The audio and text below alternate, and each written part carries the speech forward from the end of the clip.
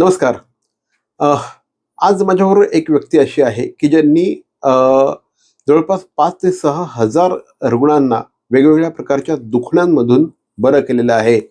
गुडघेदुखी, मानदुखी, कंबरदुखी, त्याचप्रमाणे सायटिका अशासारखे जे पेन्स असतात, त्याच्यामुळे जीव अक्षरशः मेटाकुटीला आलेला असतो.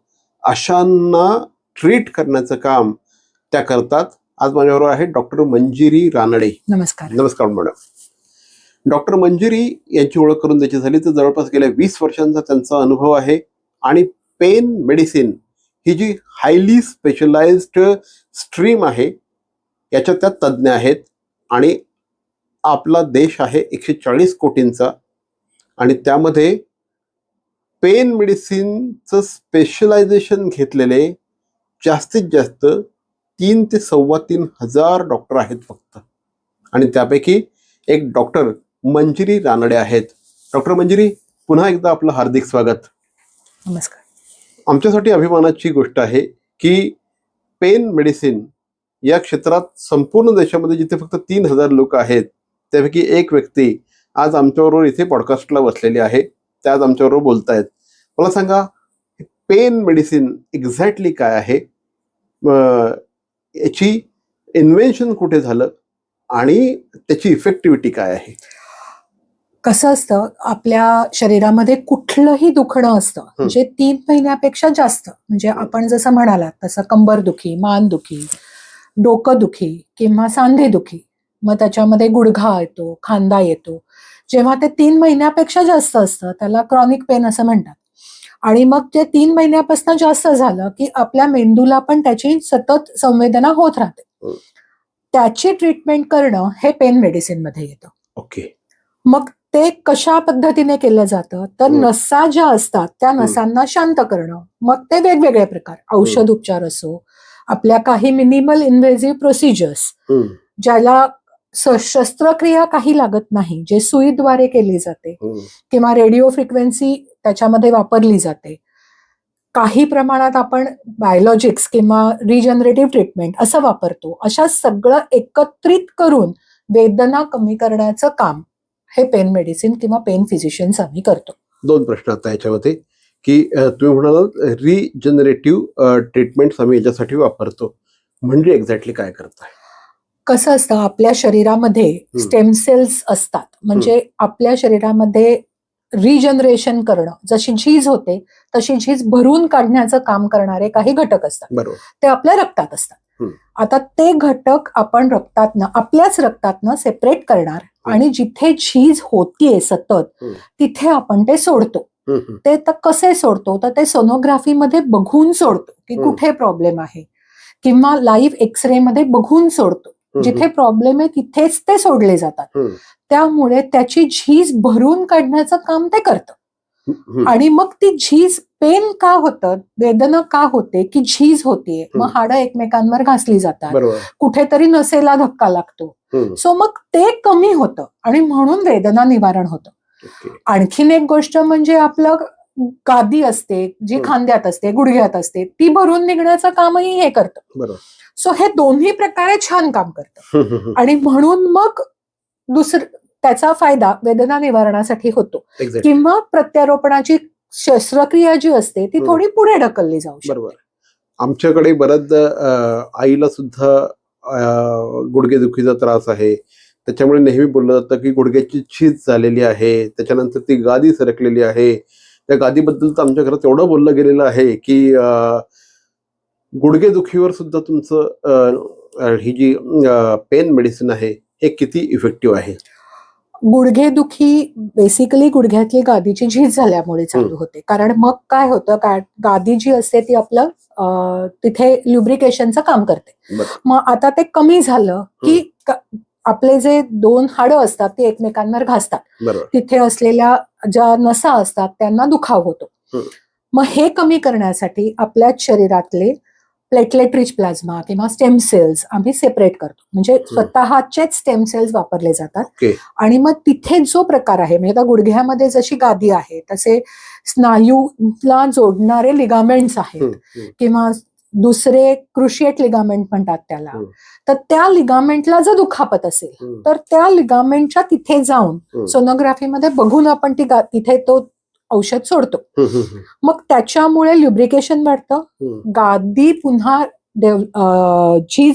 गादीची झालेली भरून निघण्यामध्ये मदत होते आणि म्हणून मग नसांवरचा होणारा दबाव आणि नसांवरचं येणारं दुखणं जे दोन हाडं एकमेकांवर घासले झाल्यामुळे होतं ते कमी होतं. एक्झॅक्टली. सो आपण जेव्हा गुडघेदुखी असते तेव्हा ती 4 प्रकारात डिव्हाइड केली जाते. बरोबर.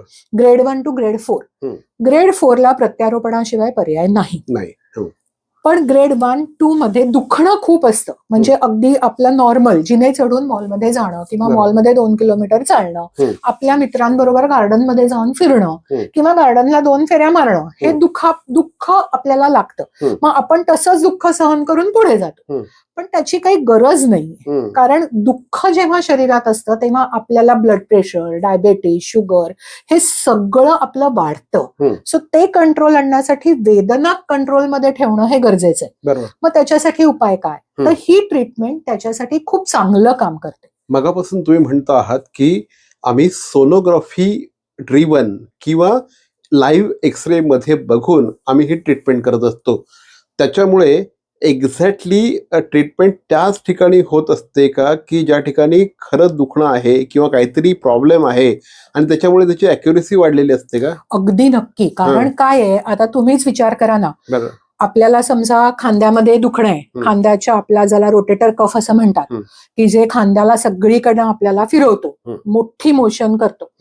तर तिथे दुखणं आहे आणि तुम्ही कुठेतरी जॉईंट मध्ये जाऊन दिलं तर त्याचा काही फायदा आहे का? नाही. म्हणजे दुखणं एकीकडे, गोळी आपण दुसरीकडे मारली तर त्याचा काही फायदा नाही ना. अगदी. म्हणजे तुम्ही गोळी परफेक्ट गोळी आगेवर मारायला पाहिजे. मग त्याच्यासाठी सोनोग्राफी मशीन ही खूप महत्वाची आहे. तो सोनोग्राफी मध्ये बघून टाकणं किंवा लाईव्ह एक्सरे मध्ये बघून टाकणं, कधी कधी आम्ही दोघांचाही वापर करतो आणि हे अतिशय महत्वाचं आहे. ह्याचंच प्रशिक्षण आम्हाला आमच्या सुपर स्पेशालिटी जेव्हा आम्ही अभ्यास करतो त्याच्यात दिलं जातं. ओके. हे कुठे शिकवलं जातं? म्हणजे आम्ही स्वतः आधी भूलतज्ञ आहोत. म्हणजे MBBS नंतर आम्ही MD अॅनेस्थेशिया केलं आणि मग त्याच्यानंतर सुपर स्पेशलायझेशन. सो आमचं स्वतःची एक संस्था आहे ज्याला Indian society of study of pain असं म्हणतात, ISSP, जी हे सगळं शिकवण्याचं कामही करते. सो बेसिक रिक्वायरमेंट त्याची ही MD किंवा डिप्लोमा अॅनेस्थेशिया ही आहे. आणि मग त्याच्यानंतर, आणि आता तर आपल्याकडे DM पण आलंय. पेन मेडिसिन मध्ये DM आलंय. जसं कार्डिओलॉजी मध्ये आहे, न्यूरोलॉजी मध्ये आहे, तसं पेन मेडिसिन मध्ये आलं आहे. सो हा 2 वर्षाचा अभ्यासक्रम आहे. ओके. म्हणजे MD अॅनेस्थेशिया केल्यानंतर 2 वर्षाचा अभ्यासक्रम, मग आमची परीक्षा असते, परीक्षेने सर्टिफिकेशन असतं आणि मगच ओके आमची सोसायटी असं सांगते की तुम्ही करू शकता. एक्झॅक्टली. मॅडम, आता आपण क्रॉनिक पेन विषयी आता आपण बोलतोय. ओके. म्हणजे त्यांची जी व्याख्या आहे ती खूप हे आहे, एकदम सिंपल व्याख्या आहे की कुठलंही दुखणं हे 3 महिन्यापेक्षा जास्त तुम्हाला होत असेल तर तुम्हाला यांची आवश्यकता असते. Am I right? बरोबर, अगदी बरोबर. याची कारणं काय असतात? हे अशा प्रकारची जी क्रॉनिक पेन असतात याची कारणं काय असतात? नसेवर दबाव येणं हे मेन कारण. आता ती वेगवेगळ्या प्रकारे, म्हणजे आपण अगदी मानेपासून सुरुवात केली तर मानेमध्ये आपण जे नॉर्मली आपण म्हणतो की मला सर्व्हायकल डिस्क आहे किंवा आम्हाला म्हणजे मानेच्या गादीचं दुखणं आहे किंवा मानेचे छोटे जॉईंट्स असतात त्याचं दुखणं आहे, सर्व्हायकल स्पॉन्डिलोसिस ही एक कॉमन टर्मिनॉलॉजी वापरली जाते सगळीकडे. सो तिथून सुरुवात आपण करतो. मग खांद्यामध्ये येतं, त्याच्यानंतर आपण कुठे आपल्याला नागिण झाल्यानंतर कधी कधी नसेचं दुखणं येतं. सो ते दुखणं जर 3 महिन्यापेक्षा जास्त राहिलं, असह्य दुखणं असतं, तो एक प्रकार त्याच्यामध्ये येतो. पाठीची गादी सरकणं, सो माझी गादी सरकलीये त्याच्यामुळे होणारा सायाटिका, परत नस दबली गेली, मी कुठे आपला पाय मुरगळला, तर पाय मुरगळल्यामुळे आपला जो टाचेच्या तिथलं दुखणं असतं किंवा टाचदुखी जी सकाळी पाय पहिलं पाऊल टाकताना असह्य दुखणं होतं, हे सगळं दुखणं त्याच्यामध्ये येतं. दुसरं आणखीन एक महत्वाचं दुखणं म्हणजे कॅन्सरमुळे दुखणं. सो कॅन्सरमुळे जेव्हा नसा दबल्या जातात किंवा कॅन्सर जेव्हा स्प्रेड होतो तेव्हा जे दुखणं असतं त्याचं दुखणं ही आमच्यामध्ये आम्ही त्याची ट्रीटमेंट करतो. त्याच्याच बरोबर पॅलिएटिव्ह केअर म्हणून एक प्रकार आहे ओके. जो आमच्यामध्येच येतो, म्हणजे बरोबर. आम्ही त्याच्यामध्ये तज्ज्ञ आहोत. बरोबर. तर पॅलिएटिव्ह केअर म्हणजे जेव्हा एखाद्या माणसाला कुठलीही शस्त्रक्रिया किंवा किमोथेरपी, रेडिओथेरपी असं काहीही करण्याच्या पलीकडे कॅन्सर गेलेला आहे. सो आपल्याला त्याचं जे आयुष्य उरलंय ते आयुष्य सुखकर करून द्यायचंय. बरोबर. सर्व नागरिकांना आवाहन करण्यात येत आहे की सध्या डासांमार्फत पसरणाऱ्या डेंग्यू या आजाराचा प्रसार रोखण्यासाठी प्रत्येकाने पुढील प्रमाणे कार्यवाही करावी. डेंग्यू आजार एडिस इजिप्ती हा डास चावल्याने होतो. या डासांची पैदास साचलेल्या किंवा साचवलेल्या स्वच्छ पाण्यामध्ये होते. 8 दिवसांपेक्षा जास्त दिवस पाणी उघडे व साचून राहिल्यास त्यात डास अंडी घालतात. अंड्यांच्या अळ्या तयार होऊन पुढे डास तयार होतात. यासाठी आपल्या घरातील पाणीसाठे उदाहरणार्थ बॅरल्स, पिंपे, टाक्या, हौद, रांजणे इत्यादी दर आठवड्याला रिकामे करून घासून पुसून कोरडे करून पुन्हा भरावे. 1 दिवस कोरडा दिवस म्हणून पाळावा.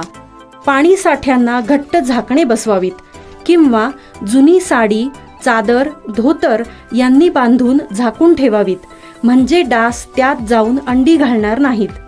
घराच्या गच्चीवर, आजूबाजूला, अंगणात कोठेही पाणी साचू देऊ नये. भंगार सामान उघड्यावर टाकू नये. उदाहरणार्थ टायर्स, प्लास्टिक सामान, कुंड्या, टाकाऊ वस्तू इत्यादी. अशा सामानात पावसाचे पाणी साठून त्यात डेंग्यूच्या डासांची पैदास होते. घरातील कूलर्स, फ्रीजच्या पाठीमागील ट्रे हे देखील वेळोवेळी कोरडे करावेत. लक्षात ठेवा, नुसत्या फवारणीने डास घनता कमी होत नाही, तर त्यासाठी डास पैदास ठिकाणे नष्ट करणे ही आपल्या सर्वांची जबाबदारी आहे. कोणताही ताप अंगावर न काढता जवळच्या शासकीय रुग्णालयात मोफत औषधोपचार घ्या. अशा प्रकारे नागरिकांनी सहकार्य केल्यास डेंग्यूचा प्रसार रोखणे सहज शक्य आहे. CP Goenka International School, nurturing talent at young age for scholastics, sports and performing arts in global perspective. Proud to have world toppers and country toppers in 10th standard Cambridge examinations. Ranked the best emerging school by the Times of India for personality over percentage, CP Goenka is the intelligent choice. दादा, दात घासताय ना, मग पाणी का वाया घालवताय? ताई, भांडी घासा नाहीतर फोन पहा, पण नळ का चालू ठेवलाय? अंघोळ झाली ना करून, मग शॉवर चालूच. कपडे धुताय पण पाणी वाया जात आहे, त्याचं काय? गाडी अशी धुताय आणि उद्या पाणी कायमचं संपलं तर? पाण्यासाठी किती जणांची वणवण होते. कित्येक कुटुंबांना तर पाणी मिळतही नाहीये. पाणी बोलत नाही, पण आपण त्याची किंमत जाणली पाहिजे. पाण्याचा अपव्यय टाळा, परिस्थिती भीषण होऊ शकते. प्रत्येक थेंब जपा, पाणी वाचवा. पाणी ही निसर्गाची देणगी आहे.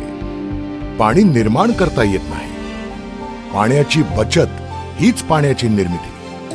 ठाणे महानगरपालिकेतर्फे जनहितार्थ जारी. मग आता हे कॅन्सरमुळे आहे किंवा दुसरे अनेक आजार आहेत, ज्यांची किडनी फेल आहे किंवा ज्यांना खूप दम्याचा त्रास आहे किंवा ज्यांना अतिशय दुसरं दुखणं आहे स्नायूंचं, की त्यांना आता उपचार काही करता नाही येणार आहे, बरं नाही होणार आहे, पण जे आयुष्य उरलंय ते त्यांना सुखाने ठेवायचंय.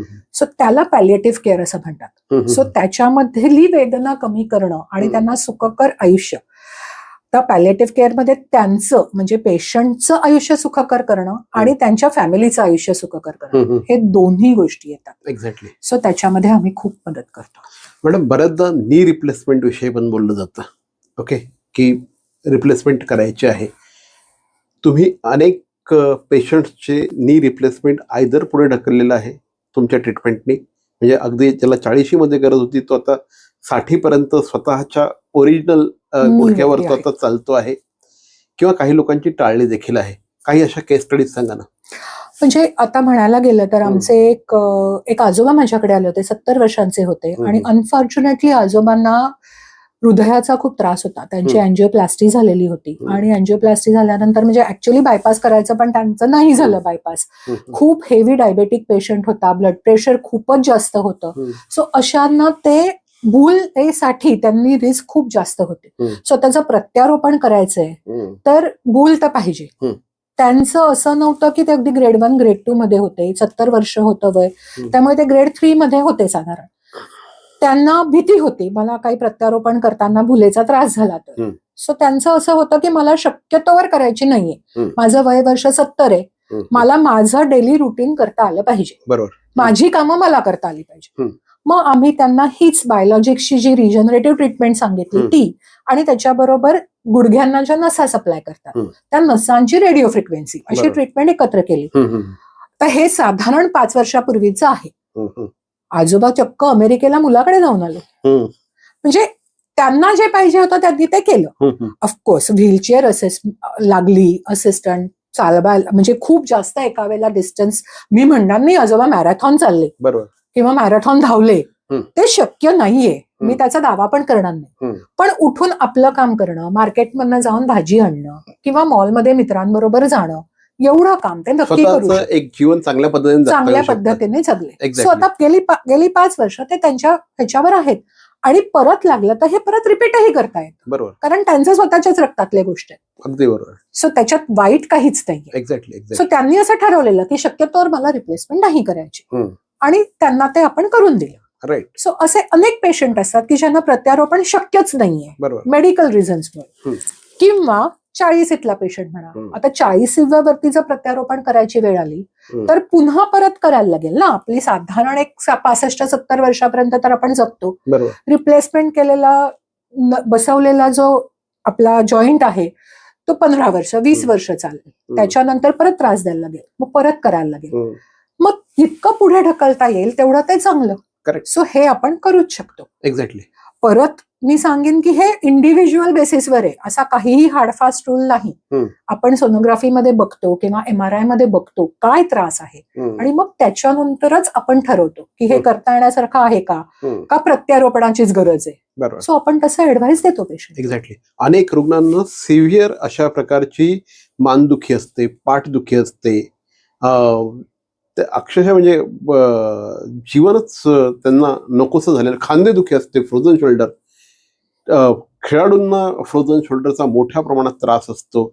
आपण काही मोठ्या खेळाडूंचं बघितलेलं आहे, नाव नको घेऊया, पण त्यांचं बघितलेलं आहे आपण. तर ह्या सगळ्यामध्ये सुद्धा कशा पद्धतीने ही थेरपी काम करत असते? मानदुखीबद्दल बोलायचं झालं तर हल्ली जेनझी मिलेनियल्स ह्याचा जमाना आलेला आहे. सो लॅपटॉप आणि फोन ह्याच्याशिवाय काहीही कामं होत नाही. बरोबर. टेक्स नेक सिंड्रोम हा एक मोठा आजार हल्ली आपण बघतो. तो अगदी 17व्या वर्षाच्या मुलापासून चाललेला आहे, कारण सतत फोन बघणं. साधा एक विचार आपण केला तर मान खाली घातली तर आपल्या मानेवरती साधारण एक 40 ते 50 किलो वजन आपण मानेवरती ठेवतोय असं म्हणून चला. बापरे. म्हणून पूर्वी म्हणायचे मान ताठ ठेवा, मान ताठ ठेवावी किंवा कणा ताठ ठेवणं हे महत्वाचं त्याच्यासाठी होतं. एक्झॅक्टली. सो आता हे आलंय आपलं, आता गरजेचं आहे, लॅपटॉप गरजेचा आहे, फोन गरजेचा आहे, तर मग त्याच्यासाठी आपल्या आय लेव्हलला ती गोष्ट आणणं होऊ नाही म्हणून. आणि आता झालंच तर मग त्याचा उपाय करणं, म्हणजे मग स्नायूंची ट्रीटमेंट करणं किंवा गादी बाहेर आली असेल तर गादी शांत करणं, त्याच्या नसा दबल्या गेल्या तर ते शांत करणं, ही ट्रीटमेंट आपण करतो. आणि मग ते झाल्यानंतर रिहॅब म्हणजे काय तर तुम्ही परत दुखणं येऊ नये म्हणून ज्या व्यायाम करायचे ते मात्र करणं हे अतिशय गरजेचं आहे. करेक्ट.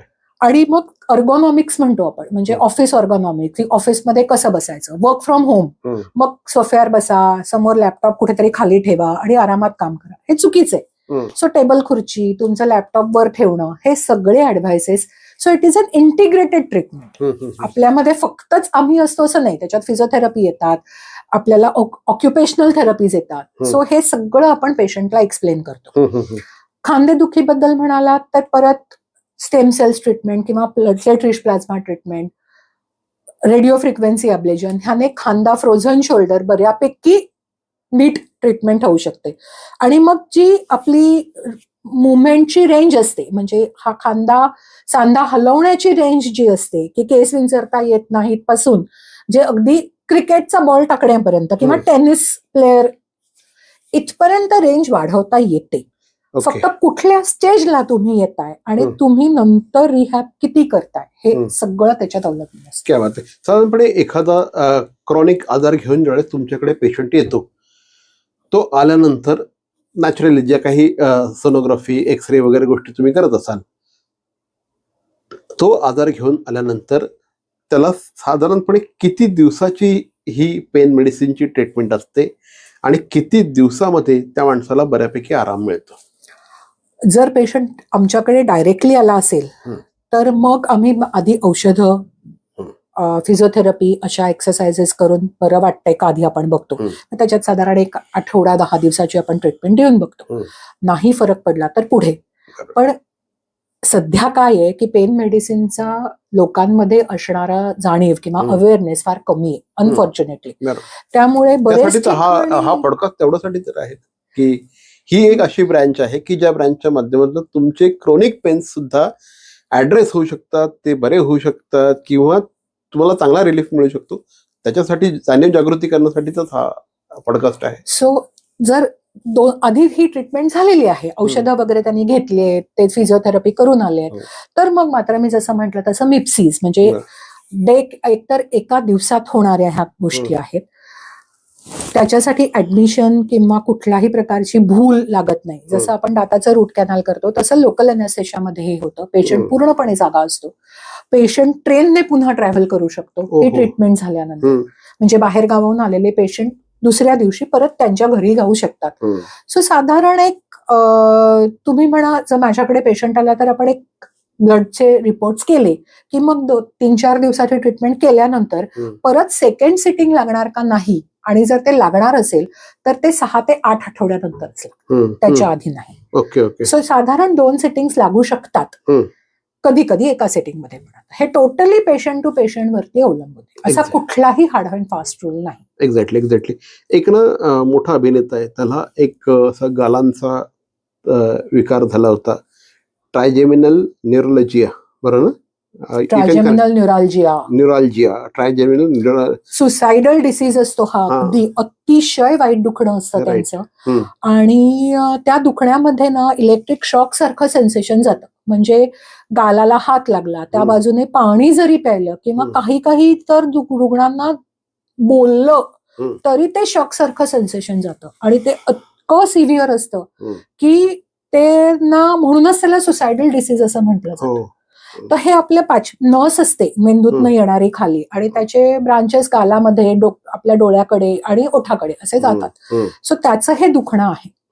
आणि तर त्याच्यासाठी ही आपल्याकडे ट्रीटमेंट अवेलेबल आहे.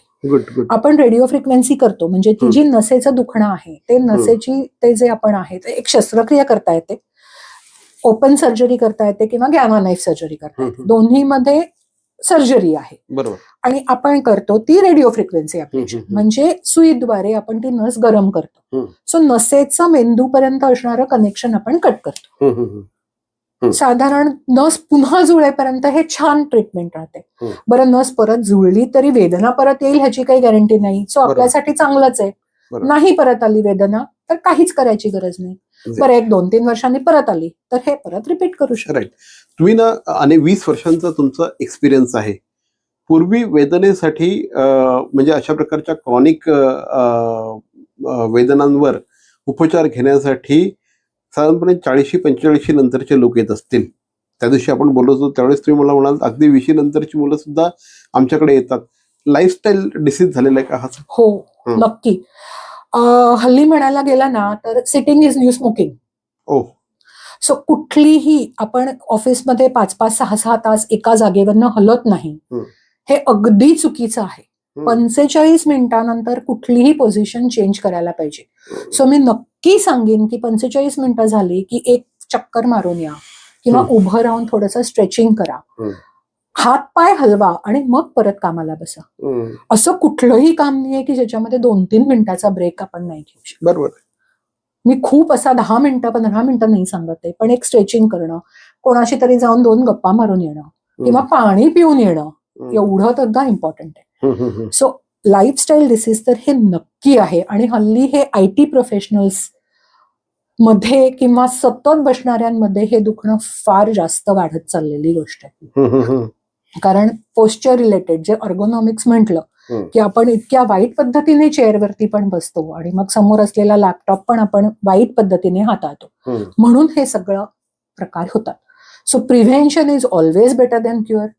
म्हणून प्रिव्हेन्शनसाठी आपली पोझिशन नीट ठेवणं, 45 मिनिटानंतर ती चेंज करणं, आपल्याला प्रथिनं व्यवस्थितपणे खाणं, सूर्यप्रकाश, आपलं स्किन ब्राऊन आहे त्यामुळे सूर्यप्रकाशातनंच व्हिटॅमिन डी मिळतं असं नाही, जे मिळतं तेवढं आपल्याला पुरत पण नाही. बरोबर. पण मग व्हिटॅमिन डीचे आपल्या आहारात असलेले प्रकार व्यवस्थितपणे खाणं, निरोगी राहणं हे अतिशय इम्पॉर्टंट आहे. आणि व्यायाम. तर ही जी ब्रांच आहे पेन मेडिसिन, ही जी ब्रँच आहे ना, ह्या ब्रँचच्या माध्यमातून डॉक्टर मंजिरी प्रचंड मोठ्या प्रमाणात सध्या काम करत आहेत. ठाण्यामध्ये त्यांचं क्लिनिक आहे. स्क्रीनवर त्यांचे नंबर दिलेले आहेत. तुम्हाला सुद्धा जर असे काही क्रॉनिक डिसिजेस असतील किंवा पेन्स असतील तर डेफिनेटली तुम्ही त्यांच्याशी संपर्क साधू शकता. मॅडम तुम्हाला निश्चितपणे यामध्ये मदत करू शकतात. जाता जाता काय सांगाल आमच्या प्रेक्षकांना?